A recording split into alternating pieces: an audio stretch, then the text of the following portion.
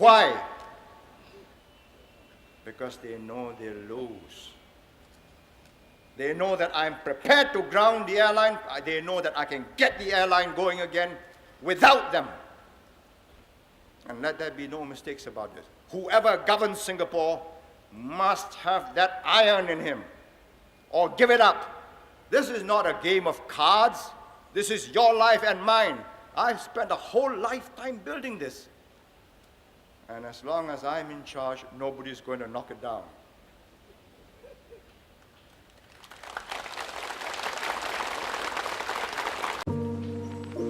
Singapore was under British colonial rule for roughly 140 years. During this period, Singapore was a military base for Britain in Southeast Asia and a key trade center for Europe in the region. After the end of World War II, Asian countries declared independence one after the other, but Singapore remained under British rule, relying on Britain for much of its development. At this time, British politics was corrupt, and their own economy faced various challenges. Consequently, Singapore's export trade declined, the economy stagnated, workers faced severe unemployment, and lives were difficult in this tiny swampland. Finally, in 1959, Singapore gained partial self-governance but struggled due to limited resources. The 1963 merger with Malaysia failed to improve the situation. In 1965, Singapore withdrew from the Federation of Malaysia, and British troops withdrew from Singapore's naval base. At that time, the military expenses of the British troops in Singapore accounted for more than 20% of Singapore's total economic output, and over 40,000 workers directly served the British military. Many industries also served the British military. The British withdrawal not only caused significant economic losses for Singapore, but also led to massive unemployment for workers and business owners. In his book, From Third World to First, Lee Kuan Yew highlights the major challenges Singapore faced after gaining independence. High levels of unemployment, lack of sanitation, little supply of potable water, and ethnic conflicts were conditions that haunted Singapore then and still characterize many third world countries today. While the Chinese and Malays were divided by race and language, they often fought street battles that ended in carnage. Also, within the Chinese community itself, there were tensions between the Western educated Chinese and those who had been educated in traditional Chinese values. The country was also heavily dependent on the trading revenues and British military expenses. Therefore, the withdrawal of British military forces in 1971 posed a significant economic threat. Lee Kuan Yew even had to persuade key British officials to allow British troops to stay on the island for a few more years to avoid total economic collapse. In summary, as a newly founded nation, Singapore faced both internal and external threats that posed a great danger to its existence. About 3 million people, half of who were unemployed, occupied an island that was sandwiched between two large and unfriendly states, Malaysia and Indonesia. As Lee Kuan Yew, the first Prime Minister of Singapore and leader of the ruling People's Action Party (PAP) later recalled, Singapore was the tiny Chinese island in a large Malay Sea. Singapore's early political and economic challenges were similar to those faced by many third world countries today. However, the quick and decisive actions of its leaders, especially its founding father Lee Kuan Yew, set Singapore apart. In 1997, the World Competitiveness Yearbook ranked Singapore as the most effective and fastest country at implementing government policy changes. This success can be traced to a social contract between the government and the people. Citizens accepted more government control and fewer individual rights in exchange for prosperity and better quality of life.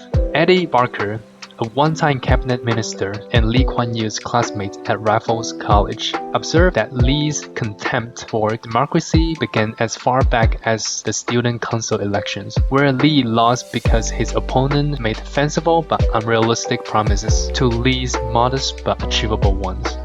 After separating from Malaysia, Singapore worked hard to attract investors by showcasing stability and safety. The ruling People's Action Party's control reassured investors of consistent and forward-thinking policies, driving the nation's economic success. Additionally, Singapore took a draconian stance against corruption, implementing strict laws and severe penalties to ensure clean and efficient governance, which further bolstered investor confidence and economic stability. Beyond effective governance, Singapore's government shows strict discipline in managing the country's economy.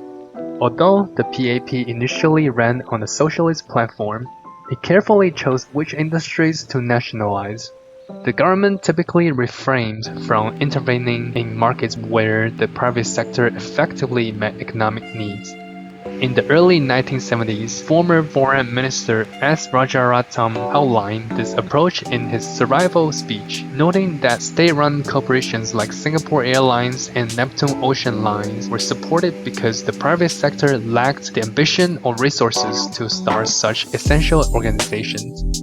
However, the government avoided interfering in peripheral industries where the private sector could operate more efficiently.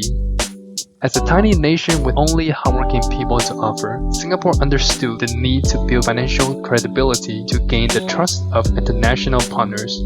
Unlike Hong Kong, which had the backing of the Bank of England, Singapore couldn't borrow on international markets under a developed country's central bank. To avoid inflation, devaluation, or balance of payment problems, the Singapore government carefully prioritized economic planning and implemented each plan in stages over the long run. It maintained substantial official reserves even as an underdeveloped country in need of public spending. This discipline was consistent in both good and bad times. During the Asian economic crisis in 1997, while neighboring economies collapsed under huge short-term debt borrowed in foreign currency, Singapore remained a stable and resilient economy. Singapore has systematically promoted public education by adopting English as the medium of instruction to unify its diverse population and enhance global competitiveness, while also implementing a bilingual policy to preserve cultural heritage. The education system is rooted in meritocracy, ensuring equal opportunities through scholarships and financial aid. A streaming system was introduced to cater to different learning abilities, fostering intense academic competition. Emphasis on technical and vocational education through institutions like ITE and polytechnics ensures practical skills development. Focus on STEM education prepares students for modern technology-driven economy, and the development of world-class universities like NUS and NTU provides top-tier higher education and research opportunities, supporting continuous national development. In his book, From Third World to First World, Lee Kuan Yew discusses the strategic steps taken to transform Singapore into a global financial hub. The government established a robust regulatory framework, offered incentives like abolishing withholding tax on interest income earned by a non-resident depositor, and developed state-of-the-art infrastructure. Investments in education cultivated a skilled workforce, while political stability and strong rule of law provided a secure environment. Lee emphasizes the foundations for our financial center were the rule of law, an independent judiciary, and a stable, competent, and honest government that pursues sound macroeconomic policies with budget surplus every year. By continuously adapting and leveraging the inefficiency of larger countries, Singapore attracts international financial institutions, solidifying its position on the global stage. Some critics argue that Singapore, which is heavily reliant on foreign multinational corporations operating within its borders, has not truly achieved economic development. They suggest that Singapore has only reached a semi-periphery state, overly dependent on foreign economic powers. Singapore's laws severely restrict workers from using strikes to negotiate labor disputes, and MNCs can implement widespread pay cuts during economic downturn. The country's judiciary is known for strictly enforcing criminal laws, including imposing the death penalty more per capita than any other countries. The People's Action Party leaders argue that these measures are necessary for maintaining order in a small state that cannot afford lawlessness. However, there is a growing communication gap between Singapore's leadership and its people. Despite the government's praise for Singapore's achievements and aspirations for further economic development, the Straits Times reported in 2000 that many Singaporean youth expressed a desire to be born in Europe, Japan, or North America, seen as more open and tolerant societies. Questions on the poll in an interview while he was visiting Harvard University, Lee Kuan Yew replied that at least the Singaporean youth were well off enough to contemplate such philosophical questions instead of wondering how they will find their next meal.